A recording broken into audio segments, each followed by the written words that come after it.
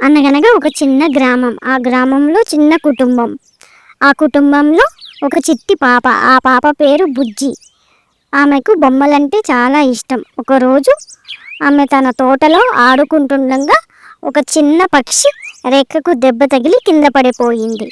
బుజ్జికి జాలి వేసింది. పాపం దీనికి గాయమైంది అని అనుకుంది. ఆ పక్షిని జాగ్రత్తగా తన చేతిలోకి తీసుకుని ఇంటికి తీసుకువెళ్ళింది. అమ్మ సహాయంతో ఆ పక్షికి గాయమైన చోట మందు రాసి పక్షి ఉపశమనం పొందిన తర్వాత దానికి నీళ్లు గింజలు పెట్టింది. రోజులు గడిచిన కొద్దీ బుజ్జి ఆ పక్షిని ఎంతో ప్రేమగా చూసింది. కొన్ని రోజుల తర్వాత పక్షి రెక్కకు తగిలిన గాయం నయమైంది. అది మళ్ళీ ఎగరడానికి సిద్ధంగా ఉంది.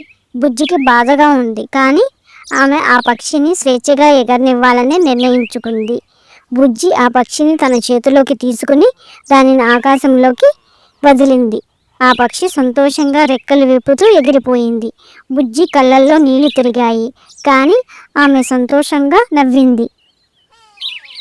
ఆ రోజు నుండి బుజ్జి జంతువుల పట్ల మరింత దయగా ఉండడం నేర్చుకుంది. ఆమె తన స్నేహితులకు కూడా జంతువులను ప్రేమించాలని చెప్పింది. ఆమె ఒక మంచి అమ్మాయిగా అందరితో మెలగడం నేర్చుకుంది. ప్లీజ్ సబ్స్క్రైబ్ చేసుకోండి. Please to like, share, subscribe.